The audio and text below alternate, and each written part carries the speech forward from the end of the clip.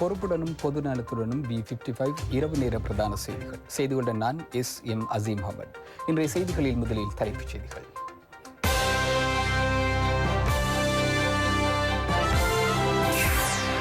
மாஸ்கோவை கைப்பற்ற வந்த Wagner Belarus தலையீட்டினால் பின்வாங்கல். Aswesuma மேன்முறையீடு July 10 வரை. தகவல் தேவையாயின் 1924 தொடர்பு கொள்ளவும். சட்டவிரோத ஆயுதங்களை கைப்பற்ற உதவினால் போலீசாருக்கும் உளவாளிகளுக்கும் வழங்கும் சன்மானம் அதிகரிப்பு. போலீசார் பற்றி விசாரணையை கோருகின்றார் அமைச்சர் ஜீவன். சமூக ஊடகங்களில் ஸ்னைஃபர் கதை தொடர்பாக போலீஸ் அமைச்சர் டிரான் கடுமையான நிலைப்பாட்டில். 293 பயணிகளுடன் பயணிக்கவிருந்த ஹாங்காங் விமானம் விபத்தில்.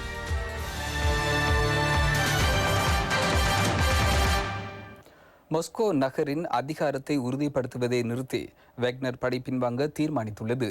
இதே நேரம் பெலாருஸ் ஜனாதிபதி அலெக்சாண்டர் லுக்சென்கோ தலையீட்டினால் ரஷ்யாவுடன் செய்து கொள்ளப்பட்ட இணக்கப்பாட்டின்படி இத்தீர்மானம் எடுக்கப்பட்டுள்ளது.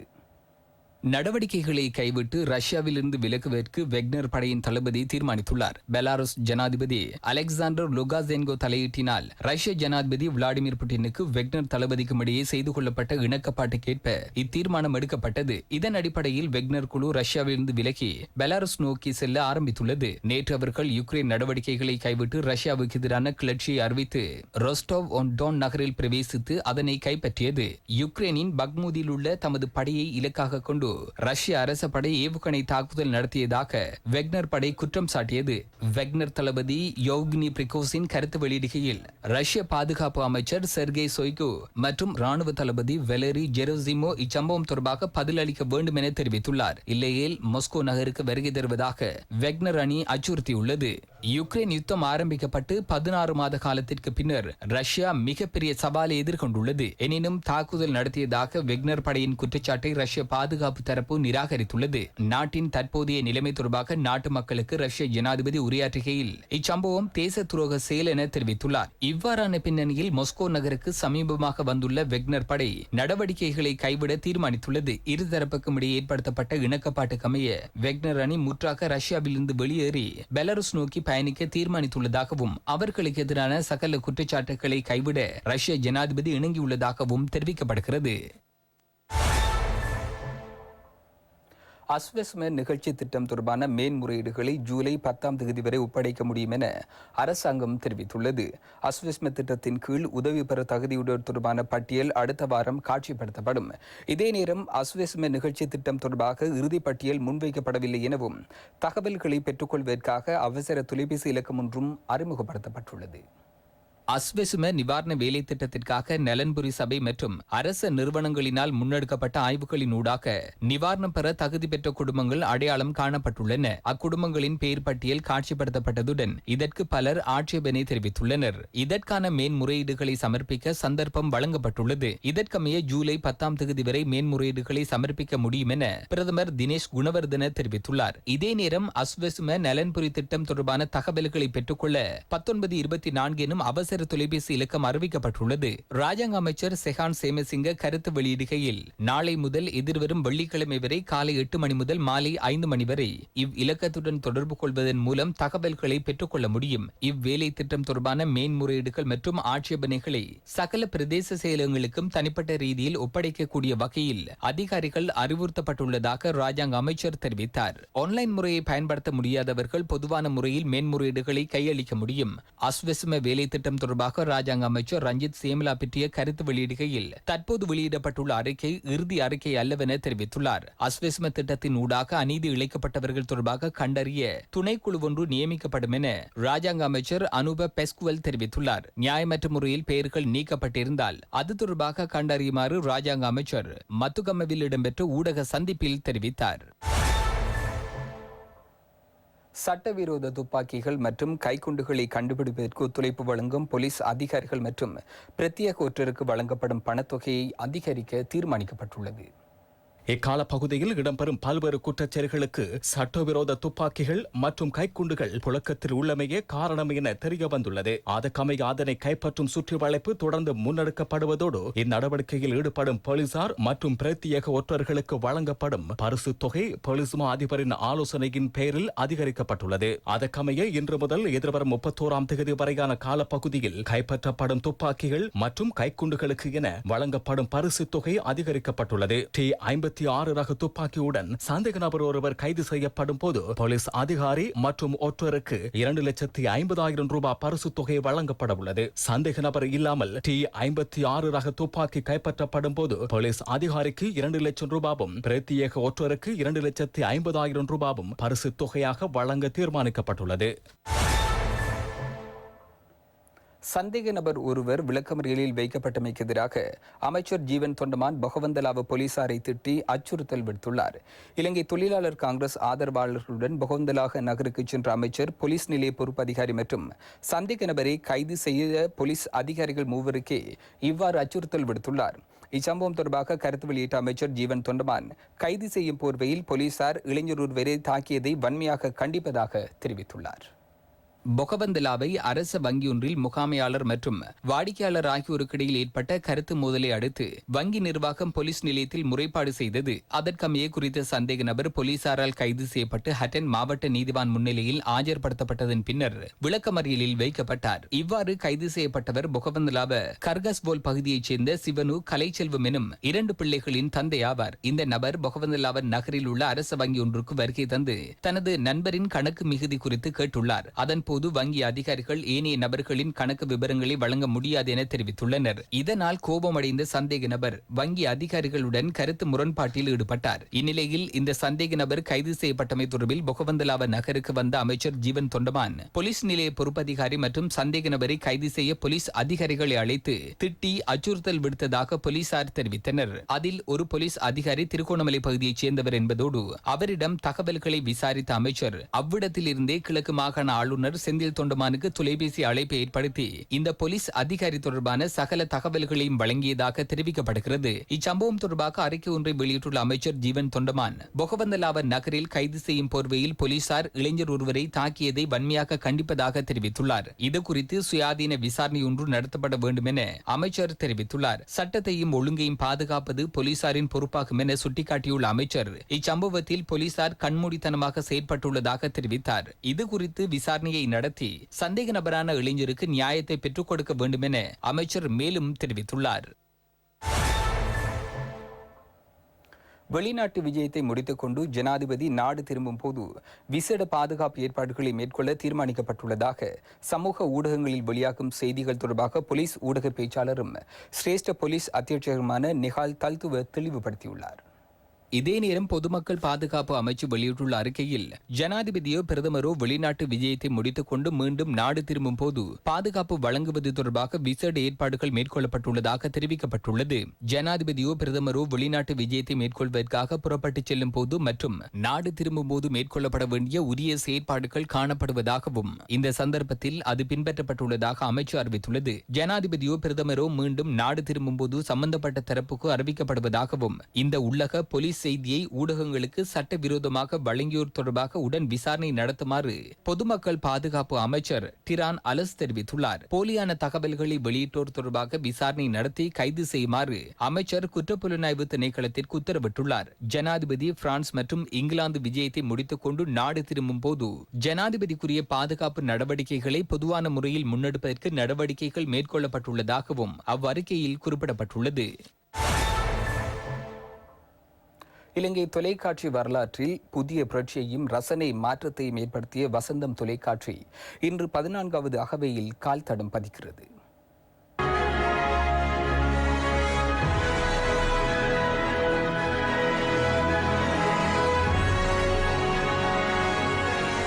வசந்தம் டிவி, வாழ்வின் வசந்தம்.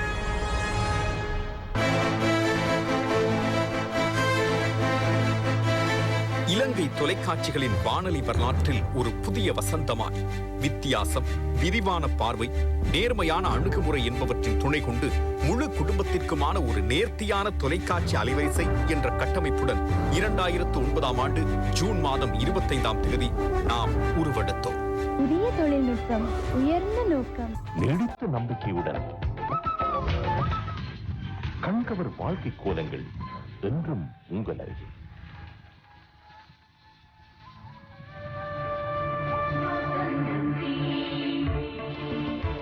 வசந்தம் டிவி அடுத்த கட்டத்திற்கு வழிவகுக்கும் அணுகுமுறைகளுடன் தடம் பதித்திருக்கும் வசந்தம் டிவி குறுகிய காலத்திற்குள் தன்னுடைய நிகழ்ச்சி படைப்புகளின் மூலமாக பெருந்திரளான ரசிகர்களை தம் வசமாக்கியுள்ளது. கடந்த 2009ஆம் ஆண்டு ஜூன் மாதம் 25ஆம் தேதி ஆரம்பிக்கப்பட்ட வசந்தம் டிவி முதலில் தன்னுடைய சேவையை கொழும்பில் தொடங்கியது. பின்னர் வடமாகாணத்திற்கும் கிழக்கு மாகாணத்திற்கும் விஸ்தரிக்கப்பட்டு தன்னுடைய தரமானதும் வித்தியாசமானதுமான நிகழ்ச்சி படைப்புகளால் ரசிகர்களின் பேரபிமானத்தை வென்றது. அதிக அளவிலான சொந்த நிகழ்ச்சி படைப்புகளை தன்னகத்தே கொண்ட தனித்துவமான அலைவரிசையாக வசந்தம் டிவி அன்று தொடக்கம் இன்று வரைக்கும் செயற்பட்டு கொண்டிருக்கிறது.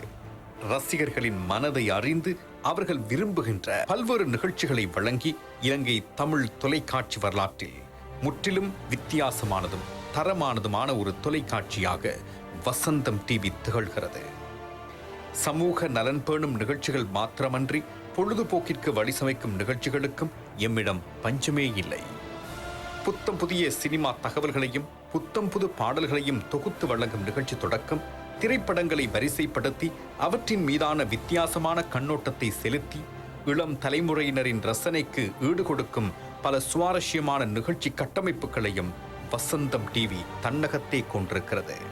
எத்தகைய சூழ்நிலையிலும் உங்களுடன் கைகோர்த்து கொண்டு உங்களின் பேராதரவுக்கு மத்தியில் துணிவோடு பயணிக்கும் நாம் தொடர்ந்தும் உங்களின் ரசனைக்கு விருந்தளிக்கும் இன்னும் பல புதிய நிகழ்ச்சி படைப்புகளுடன் ஒரு புதிய மாற்றத்தை வழங்குவதற்காக தயாராகி கொண்டிருக்கிறோம். வசந்தம் டிவி என்றும் வாழ்வின் வசந்தமே.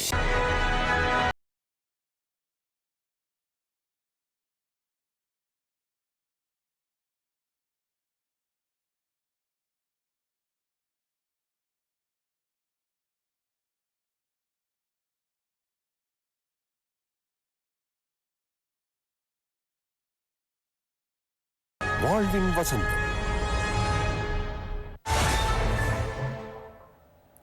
தேர்தல் ஆணைக்குழுவுக்கு நியமிக்கப்பட்ட 5 உறுப்பினர்கள் தொடர்பான அறிக்கை அடுத்த சில தினங்களில் ஜனாதிபதியின் அங்கீகாரத்துக்கு வழங்கப்படும் என சபாநாயகர் மஹிந்த அபேவர்தன தெரிவித்துள்ளார்.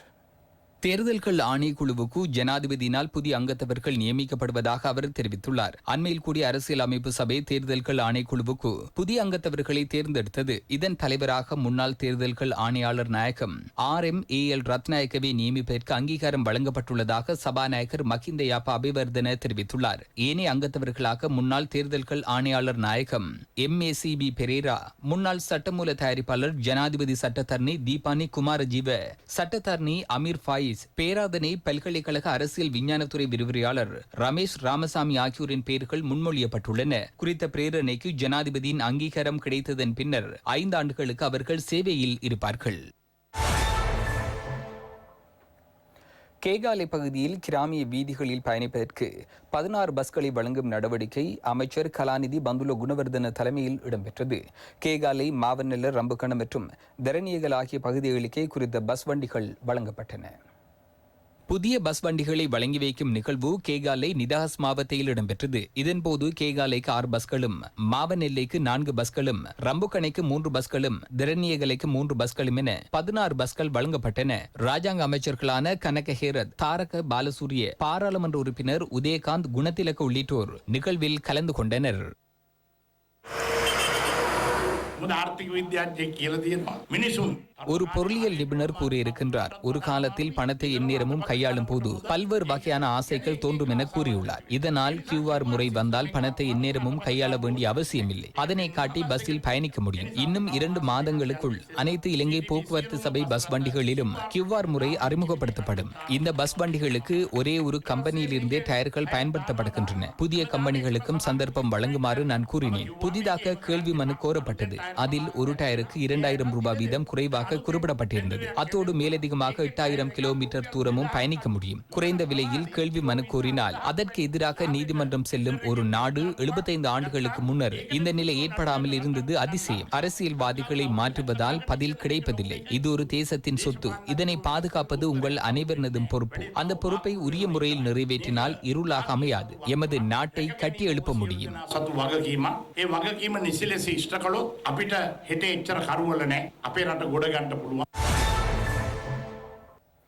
எந்த ஒரு சந்தர்ப்பத்திலும் இனக்குழுக்களுக்கு இடையிலான மோதலோ அதற்கு தூமவிடும் விதத்திலான சம்பவங்களோ இடம்பெறாமல் இருப்பதற்கான நடவடிக்கைகள் மேற்கொள்ளப்பட வேண்டும் என ராஜாங்க அமைச்சர் கலாநிதி சுரேன் ராகவன் தெரிவித்தார். தொல்பொருள் தொடர்பில் இடம்பெற்ற துறைசார் நிபுணர்களுக்கு இடையிலான கலந்துரையாடலின் பின்னர் ஊடகங்களுக்கு கருத்து வெளியிடும் போதே அவர் இதனை குறிப்பிட்டார்.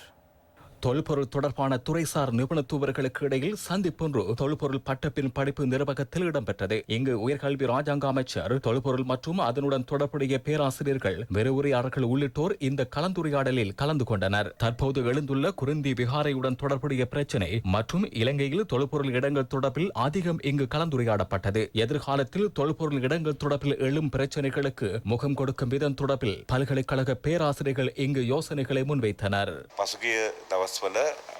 கடந்த காலத்தில் குருந்தி விகாரை தொடர்பான சர்ச்சை ஏற்பட்டது. உயர்கல்வி ராஜாங்க அமைச்சர் என்ற வகையில் இவ்விடயத்தில் எனக்கும் பொறுப்பு உள்ளது. தொல்பொருள் தொடர்பில் நாம் விஞ்ஞானபூர்வமாக பார்க்க வேண்டுமா? அவ்வாறு பார்க்க வேண்டும் என்றால் அதற்கான நியாயப்பாடுகள் என்ன? அதனை இலங்கை மயப்படுத்துவது எப்படி ஆகியன பிரச்சனைகள் காணப்படுகின்றன. இதற்கு மேலதிகமாக எனக்குள்ள நோக்கம் என்னவென்றால், எந்த சம்பவங்களை அடிப்படையாக வைத்தும் இந்நாட்டில் எந்த இடத்திலும் மீண்டும் ஒரு முறை இனக்குழுக்களுக்கு இடையிலான மோதலுக்கு வழிவகுக்கும் விடயங்கள் இடம்பெறக்கூடாது என்பதாகும். இன்றைய தினத்தை போன்று தொடர்ந்து இதுபோன்ற பல கலந்துரையாடல்களை நடத்தி தீர்மானம் ஒன்றை எடுப்பதே எமது நோக்கமாகும்.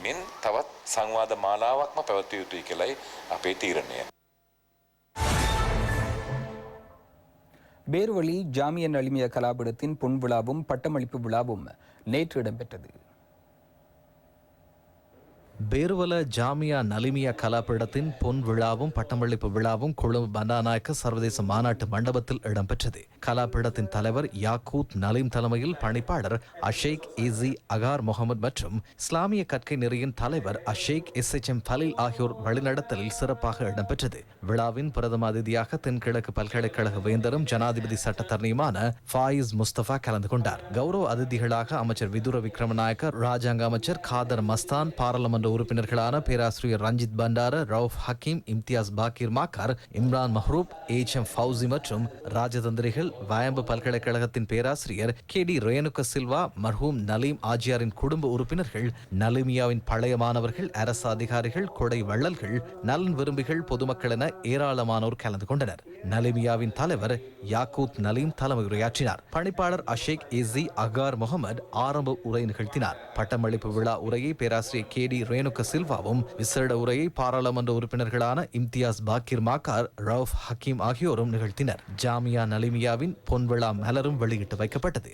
நலிமியாவின் இணையதளமும் ஆரம்பித்து வைக்கப்பட்டது. கலாபீடத்தில் கற்கை நெறியை முடித்துக் கொண்ட சுமார் 240 பேர் பட்டங்களை பெற்றுக் கொண்டனர். ஸ்ரீலங்கா முஸ்லிம் மீடியா போரத்தின் 26வது வருடாந்த மாநாடு கொழும்பு தபாலக கேட்போர் கூடத்தில் வெகு சிறப்பாக நடைபெற்றது.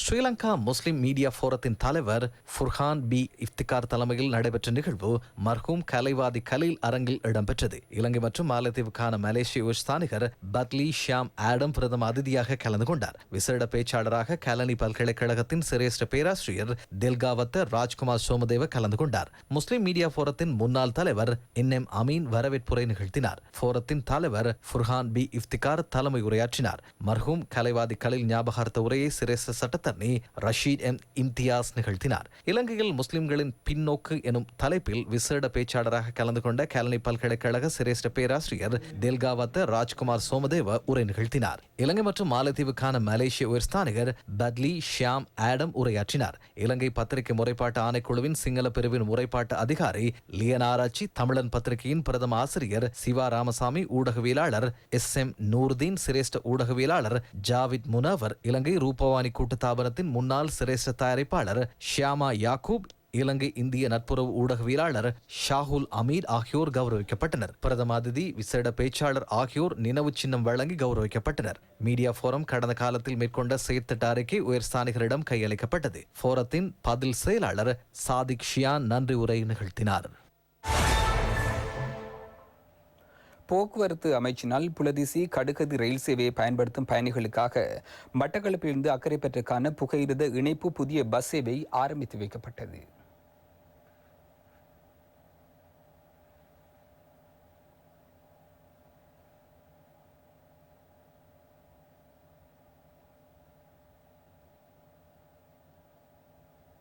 ராஜாங்க அமைச்சர் சிவனேசத்துறை சந்திரகாந்தனின் பணிப்புரைக்கு அமைய நேற்றிரவு மட்டக்களப்பிலிருந்து அக்கரைப்பற்றுக்கான புகையிரத இணைப்பு சேவை ஆரம்பித்து வைக்கப்பட்டது. கடந்த ஆண்டு அரசாங்கத்தினால் கிழக்கு மாகாண மக்களின் நலன் கருதி ஆரம்பித்து வைக்கப்பட்ட கடுகதி ரயில் சேவை தலைநகரில் தமது கடமைகளை முடித்துவிட்டு திரும்பும் மக்களின் நலன் கருதி வெற்றிகரமாக இடம்பெற்று வரும் நிலையில் அதில் பயணம் செய்யும் அக்கரைப்பற்று வரையிலான பொதுமக்களுக்கு இலகுவான பஸ் இணைப்பு சேவை ஒன்று இல்லாமல் இருந்ததை பொதுமக்கள் ராஜாங்க அமைச்சரின் கவனத்திற்கு கொண்டு வந்ததை அடுத்து இவ்விடயம் போக்குவரத்து அமைச்சரிடம் எடுத்துரை இலங்கை போக்குவரத்து சபை மட்டக்களப்பு டிப்போவினால் இவ்விசேட பஸ் சேவை நேற்று ஆரம்பித்து வைக்கப்பட்டது. இப்புதிய பஸ் சேவையின் ஆரம்ப நிகழ்வில் முன்னாள் மாகாண சபை உறுப்பினரும் தமிழ் மக்கள் விடுதலை புலிகள் கட்சியின் செயலாளருமான பூ பிரசாந்தன் கலந்து கொண்டு இச்சேவையை ஆரம்பித்து வைத்தார். திருகோணமலையில் மான்களை பாதுகாக்க கிழக்கு மாகாண ஆளுநர் நடவடிக்கை எடுத்துள்ளார். திருகோணமலை நகரில் உள்ள மான்களின் எண்ணிக்கை கணிப்பிடும் நடவடிக்கை நேற்று ஆரம்பிக்கப்பட்டது. கிழக்கு மாகாண சுற்றுலா பணியகம் நகரசபையின் அனுசரணையுடன் இவ்வேலை திட்டத்தை முன்னெடுத்துள்ளது. திருகோணமலை நகரசபையும் பட்டினமும் சூழலும் பிரதேச செயலகமும் இணைந்து திருகோணமலையில் உள்ள மான்களின் எண்ணிக்கையை கணிப்பிடும் நடவடிக்கையை ஆரம்பித்துள்ளன. இந்த செயற்திட்டத்திற்கு கிழக்கு மாகாண ஆளுநர் செந்தில் தொண்டமான், மாகாண சுற்றுலா பணியகத்தின் தவிசாளர், திருகோணமலை நகரசபை செயலாளர், திருகோணமலை பிரதேச செயலாளர் மற்றும் அரச உயர் அதிகாரிகளும் கலந்து கொண்டனர். கடந்த காலங்களில் திருகோணமலையில் 20க்கும் மேற்பட்ட மான்கள் பிளாஸ்டிக் கழிவுகளை உண்டு உயிரிழந்துள்ளதாக உடற்கூற்று பரிசோதனையில் தெரிய வந்துள்ளது. மான்களின் பாதுகாப்பு, உணவு போன்ற விடயங்களை கவனிக்க குழு ஒன்று நியமிக்கப்பட்டுள்ளதாகவும் எதிர்காலத்தில் அதிகமான மான்களை கொண்ட இடமாக திருகோணமலை திகழும் என்றும் கிழக்கு மாகாண ஆளுநர் குறிப்பிட்டார். தேசிய மக்கள் சக்தியின் ஹாரிஸ்பத்துவ தொகுதி அமைப்புகளின் கூட்டம் கட்சியின் பிரதிநிதிகளின் பங்களிப்புடன் இடம்பெற்றது.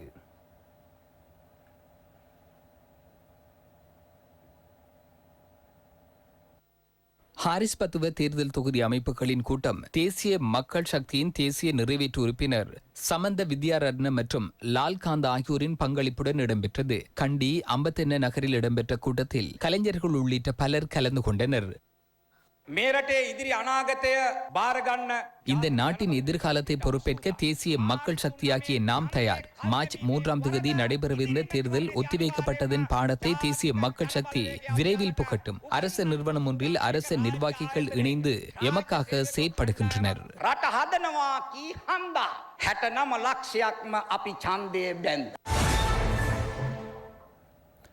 வரலாற்று சிறப்புமிக்க கதிர்காமம் திருத்தலத்தின் எசல பெரகர் நிகழ்வின் 6ஆம் நாள் பெரகர ஊர்வலம் நேற்று இடம்பெற்றது.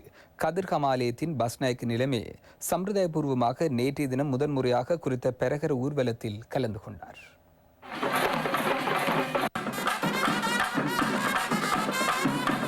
இரவு 7:45 மணிக்கு சுப வேளையில் ராஜா யானை மீது புனித பேழை ஏற்றப்பட்டதன் பின்னர் பெரகர ஆரம்பமானது. ஆலே வளாகத்திலிருந்து ஆரம்பமான பெரகர ஊர்வலம் வாகல்கட வெளிவீதி ஊடாக வள்ளியம்மை ஆலயத்திற்கு சென்று சம்பிரதாய நிகழ்வுகள் இடம்பெற்றன. பின்னர் பிரதான வீதியூடாக பெரகர ஊர்வலம் ஆலயத்தை அடைந்தவுடன் நேற்றைய பெரகர நிறைவுக்கு வந்தது. இங்கு சம்பிரதாய பூர்வமாக இடம்பெறும் பல முக்கிய நிகழ்வுகளும் இடம்பெற்றன.